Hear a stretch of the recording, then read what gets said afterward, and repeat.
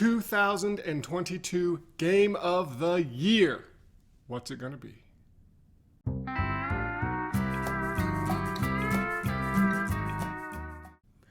Hey there, everyone. It's Kylie here at Games Unlimited. It is the end of 2022, and it is time for me to announce my Game of the Year. I'm sitting here surrounded by some of my past Game of the Year winners. Last year, of course, being Nidavellir, Dune Imperium the year before that. Going back, we've got some great titles like Spirit Island, Quacks of Quedlinburg, Ethnos, The Crew. I like to say I've picked some pretty good games over the years. So what is this year's Game of the Year going to be? Well, first, let me talk about some of my criteria. The most important thing is that it is a game that I love, that I have played many, many times this year, that I just sort of fell in love with and think is a game that, for the right audience, will be perfect. Secondary to that, obviously it needs to have come out this year. There's always a little wiggle room because games that come out like mid-December are unfairly not included sometimes. So, I'll go back if a game came out maybe late November, early December last year. That's fine. I might include that in the past year. And then I also consider a little bit, I'm a retailer. How has it sold? How have other people received the game? It's one thing if I love some game that no one else is really playing or talking about that we haven't been able to sell or get in stock or whatever. That's not something that's going to be in consideration for me. So, as I tend to do, I'm going to start at the beginning of the year, move down, show you 5 of the contenders for Game of the Year for me. First one that caught my eye came out in April. And this is one that I'd heard about sort of the previous December. I remember being in the car, driving on a trip, listening to a podcast, talking about this awesome new Euro game that was going to replace Terraforming Mars called Ark Nova. Now, the theme seems strange. It's like, okay, building a zoo, but it's a heavier type of game. I'll have to play this one to see. So I got a chance to play it in early April. We got our copies in mid-April, and I absolutely fell in love. So a lot of people compare this to Terraforming Mars, and I see the comparison very strongly. I also see some of the differences. But this is a game about building a zoo. You have 5 actions available to you, and the longer you go without taking a particular action, the more powerful it gets. So there's a lot of interesting strategies. Depending on how you're building your zoo, you're going to have conservation efforts, you're going to have certain animals. All in all, a game that is easy to approach differently every time you play. So every time I've played it, I've had a good chance to try a new strategy. Ark Nova also has been a fantastic seller. For a game of this size, of this, I wouldn't necessarily say it's niche, but it's definitely part of the heavier strategy game side of things. I have been surprised at how many copies of Ark Nova have moved, that people really like this game.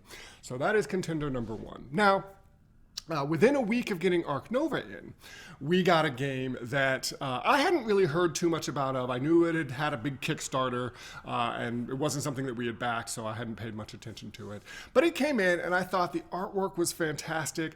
Let me give that one a try. And that is Wonderland's War. Now, those of you that have been paying attention to my picks of the week may go, Wonderland's War? Kylie never talked about that game. It's true.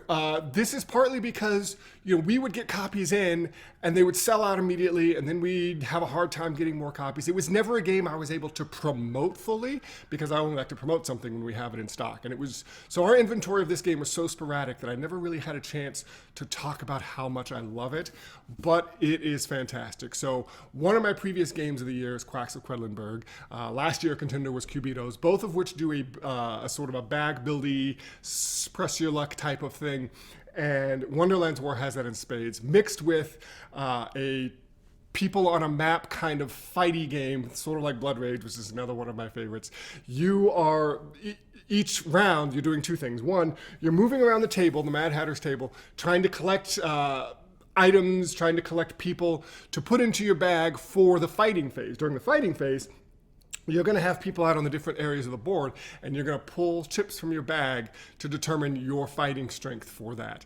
The trick being that when you pull certain chips, you remove one of your supporters from out there. And if you have no supporters, you're out of the battle, no matter how high your strength was. So you're constantly having to decide, do I pull just one more chip and hope not to lose my last supporter? Fantastic game. If you get a chance at this one, I'm hoping that we'll be able to get a lot more in stock next year, and I'll be able to talk this one up.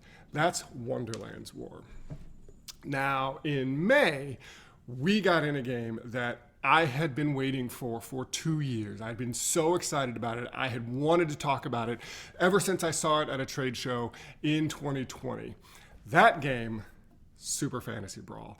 I made a big deal about this one, largely because this isn't the sort of game that, to look at it, would normally be my wheelhouse. Not normally even the sort of game that we sell a lot of in the store. I mean, it's a sort of tactical miniatures game. You've got two people squaring off. You choose a few minis. They're nice, big, chunky, amazing minis. And you go at it. And there's lots of expansions, so you can make different teams. And it just doesn't fit the style of what a lot of my game playing is and what a lot of our customers' gameplay is. But I found that this game feels like a board game, not a tactical miniatures game. So I talked a lot about it. We showed it off quite a bit. I just love how different it is when you use you're going to pick 3 different characters for your team. And depending on what you pick, you're going to have drastically different strategies and the order that your cards come up. But it's very simple. It's very quick. It's about 30 minutes. And I just have had a blast with Super Fantasy Brawl. This is one that I still wish more people would give a chance to. I understand that it looks a little bit more intimidating, doesn't quite look like a quick 2-player board game, but that's really what it is. So this was definitely, no matter what came out this year, I knew this was going to be one of my contenders for Game of the Year. Super Fantasy Brawl. All right. All summer, nothing really came out that caught my eye. And then, so I might be cheating here a little bit. Then in October, we finally got a restock of a game that was one of my contenders for Game of the Year last year. That's where the cheating comes in. That game, of course, I'm sure you're all expecting it to be on this list, is Final Girl. So as I mentioned, this came in last year. It came in December last year, first week of December. I played it and immediately fell in love with it. So much so that I threw it on my Game of the Year list last year, one of the contenders. I didn't want to give it Game of the Year because, it was still new. Obviously, we had sold through every copy that we had very quickly, but the game was still new. I hadn't had a chance to play a ton of it. I just knew I was super infatuated, super enamored with it. Well, a year has gone by. I've had a year to play more games of this, and I have just fallen deeper and deeper for this game. Now, this is a solitaire game, which is not something I normally would have thought of that I would have been attracted to or picked for a Game of the Year contender, but it's just so narrative. If you like horror movies, you're going to just feel the theme dripping off this game. Every game is different. You are trying to kill the killer before the killer kills you. There's lots of ways to mix and match. Currently, there are 5 different killers, technically 6 if you count the birds. So 6 different killers, 5 different locations. They can be mixed and matched. A bunch of different final girls you can choose from. We have just had a blast with this. So much so that several of us dressed up as characters from the game for Halloween to show off Final Girl. So that is definitely a contender.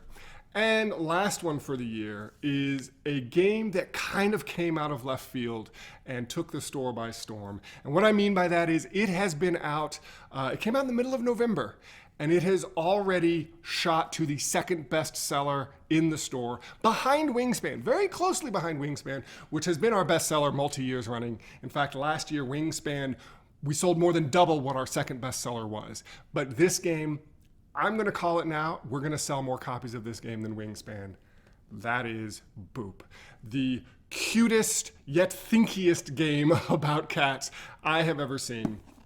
At its core, it's an abstract 2-player game about trying to get 3 cats in a row on this bed. The trick being, every time you place a cat, it's going to boop the cats around it. You start with kittens, and so you're going to place a kitten, but then it's going to boop the kittens away from it. So it's hard to get 3 in a row. You can boop your opponent's kittens off the bed.